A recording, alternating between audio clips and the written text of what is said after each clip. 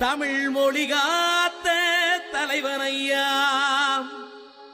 ஞான பழம் கேட்ட குழந்தையா,